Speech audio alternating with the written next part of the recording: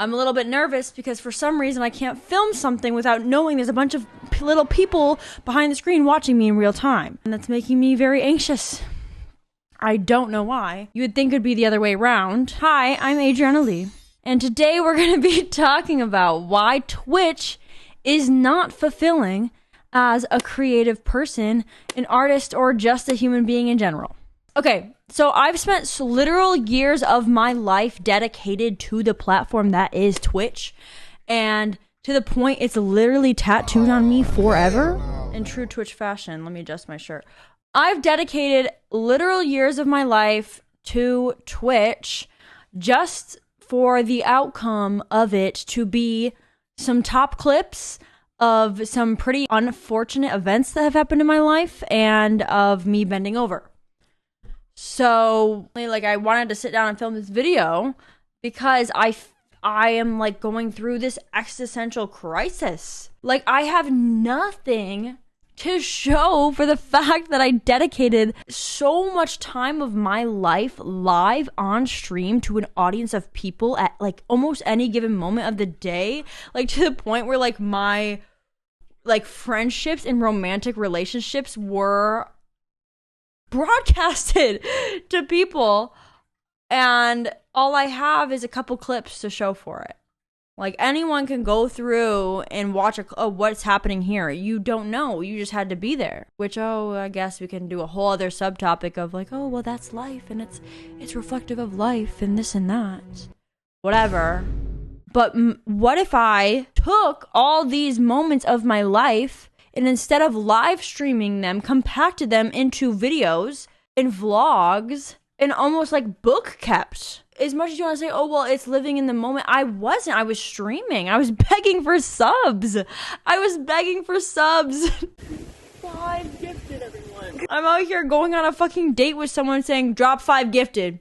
Yo, y'all trying to drop 5 gifted and we'll kiss. And it's so embarrassing. It's so embarrassing. That's my little crisis intro, because today I'm going into the pros and cons of Twitch. And we're also going to go into why I think it's not fulfilling as a creative person. Here are the pros of Twitch. So I've made so many friends because of this platform. Like, I literally moved across the country. Like, I never woke up one morning when I was growing up and was like, oh my god, Austin, Texas, I love barbecue. I've been a vegetarian since I was 10. So there's no, like, reason in my brain I wanted to go to Austin until, like, I met people that lived there and that were cool and that I met through Twitch that were, you know, streamers. We streamer town. Anyways. Child. Anyway, so. And the no income tax helps. One of the reasons, like, Twitch is good is because there is a solid, or at least there was, a solid, like, community behind the creators. Like, you make videos on YouTube, like, everyone's a fucking YouTuber. So, no, like, you go up to the person behind the counter at the Walgreens and you're like, oh my god, like, can I pick up my prescription? Also, do you have a YouTube channel? I guarantee you they'll say yes. Or they have at one point in their lives, because YouTube has been such a big thing. I feel like Twitch is becoming that right now too, because Twitch used to be super niche and like, oh, you're a streamer. But now the more I think about it, the more Uber drivers have told me that they are also streamers. So it used to be like a little niche thing that you can make friends really easily in. It probably still is in a certain degree, but that's one of my pros of Twitch. Building a community is so much easier when you are live streaming. And this doesn't just include Twitch, okay? When you are on a live stream and you're getting a real-time response, it's so much easier to develop a connection to somebody, whether that somebody is the live streamer or the chat. You know what I mean? Like, you can, like, be a chatter and chat and develop that connection with that streamer so much easier. That is the way to build a fan base. Like, you now literally, the app that I started streaming on, which was literally like just chatting, and a lot of like Musically people used to stream on there too. The slogan was build your fan base, because that's what that was there to do. That's what live streaming is there to do. It's almost like a little virtual meet and greet. If you're doing those every day, you're bound to make a community, which is obviously really good for that. And I still think it's good for that. This isn't even past tense. Like Twitch is, any live streaming platform is going to be good to build a community if that's what you're trying to do. Another pro for Twitch is being able to experience performing for an audience that involves like improv or dancing or partying. If you have something creative to offer, take it to Twitch. Being a Twitch streamer in itself is not creative unless you are bringing something creative to the platform. For example, if you're a guy sitting there, oh bro, I'm trying to get some extra money, like let me play World of Warcraft on stream. Where is the creativity in that? But if you're going on live and you're doing like bits, improv, comedy, playing guitar, that's creative, and that's an interactive creative experience. Because we're still focusing on the positives right now. Live production in these shows that people put on that actually require like effort before they click the go live button are creative things.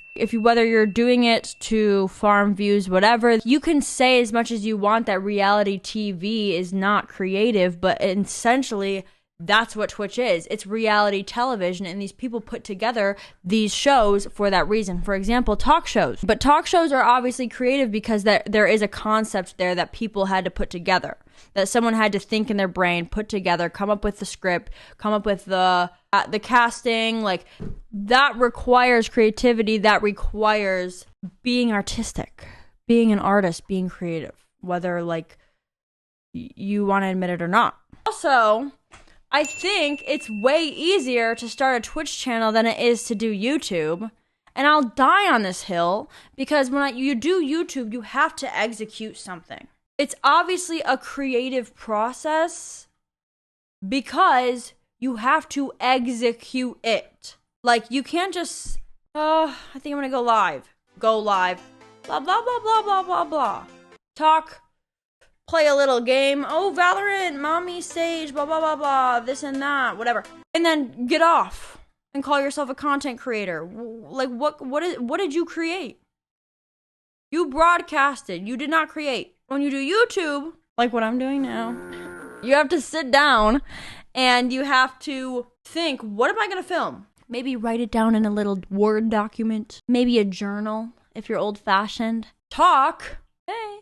And then you have to sit down in front of a program and learn how to edit it. Because that's what we did back in the day. But now everyone gets as an editor, so it's like, okay, hire an editor or learn how to edit. People go to college to learn how to use these programs. And it was a skill that people would learn just to put little cute things on the internet. But you don't have to have any kind of skill when you're a Twitch streamer. You just have to learn how to click the go live button. Maybe learn how to put a microphone together, but I didn't even learn that shit. I had someone, shout out Brandon, he came and helped me put all this shit together. Let me set your setup. I don't know how to build a computer. This was a gift. Shout out Devin. Like, I don't know how to do all this shit. I just click go live. But I do know how to edit a mean video. It requires so much more effort to actually become a YouTuber. And that's another reason why these people who think, oh, I want to be a YouTuber, and they make like one video and they call it a day, because it's so much effort to stay consistent. Whereas being a Twitch streamer, it's not that much effort to be consistent. And that's why I streamed for 4 years consistently. And I couldn't do the same for YouTube. Here and there videos from me. And from most people who decide to do YouTube. And I truly believe if you actually stay consistent on YouTube, that you will always see success. But that's the hardest part. And that's another story that I'm not going to get into. To get into the cons of Twitch streaming, this is what y'all been waiting for. And this is what all y'all have been thinking. And everyone is afraid to say, I do not give a fuck. Okay?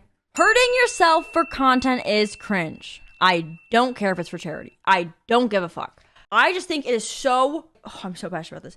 I think hurting yourself for content is cringe. It used to be a big thing in the Just Chatting community back in the day, back in 2019. And it still is a thing now, especially for subathons and for charity events. I've drank in hot sauce on stream before. Do I need to get up? I've embarrassed myself on stream before. But But it's come to a new light now that I've interacted with people that get off to those type of things. It's really like actually cringe. You don't even realize like when you're streaming and especially like if you're a girl, right?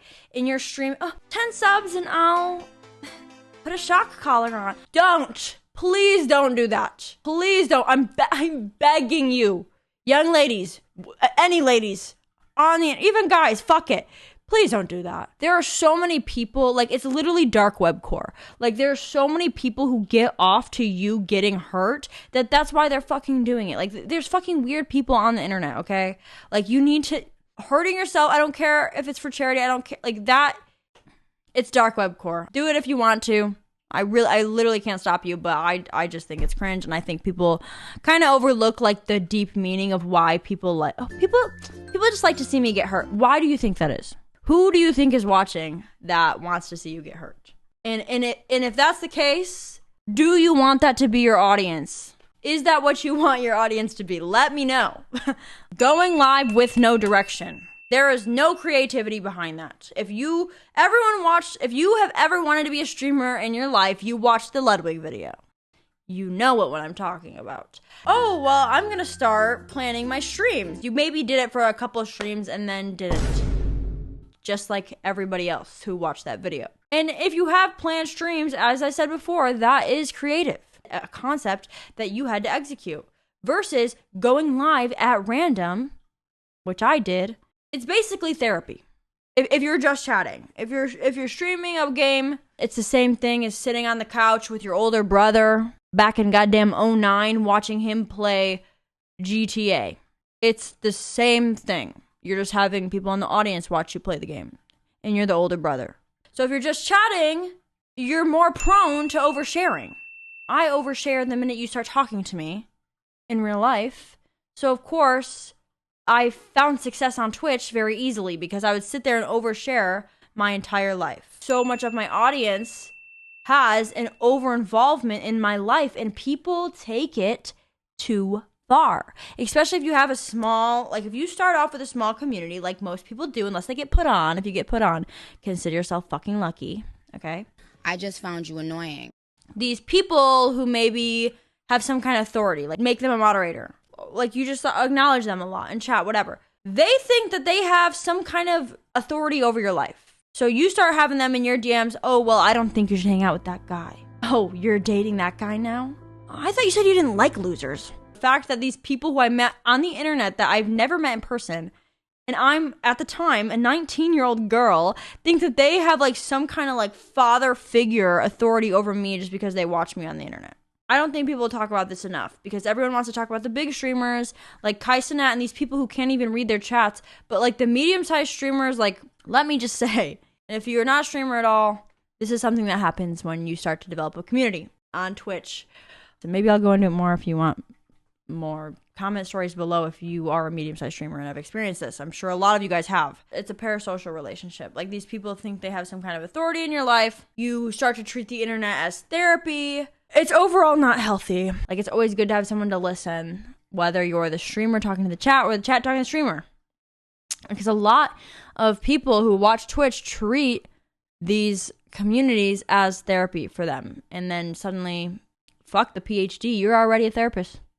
You're licensed, all right? If you are a medium-sized streamer at any point in your life, you're a fucking licensed therapist. Screw school. Let's print out you know what? You screenshot this. Y'all can put this in a frame and put it in the back of your room. Twitch is kind of like, it's like circus core. Like I hate that I keep saying core, but it's like, it's basically like, oh, give me $1, give me money, give me subs, and I'll do anything you want. It's whether you're a guy or girl doing it, that is basically the concept of Twitch. Oh, pay me money, see what I do for you. I don't think that has anything to do with being a content creator, in my opinion. We look at the top streamers on Twitch. Most of them are guys, right? I'm not dissing everyone, there are people who have creative things. And especially if you're a bigger streamer, you are more inclined to do creative things with your stream because you have the money to do it. And because like it's getting old, you know, you're thinking of the next big thing if you're already a big streamer. So let's just put that on before I continue my sentence. Let me ask you a question. How is Twitch creative when any guy can play video games, bring some women on their stream wearing maybe some suggestive clothing and automatically rank in thousands of views. Please explain the creativity behind that. I think so many Twitch streamers are creative, especially medium-sized Twitch streamers. Medium, small, whatever you want to self-identify as a Twitch streamer. I think so many of them are so creative, but don't post anywhere else. I'm begging you. I know you've heard it before, but please just post. Like, I would almost rather take the time to execute a YouTube video the same way you are doing the Twitch stream and post it instead. Because trust me, it is so hard to film this video. It is so hard for me to film this video without little chat people reassuring me that I'm doing good or that I'm saying the right thing right now.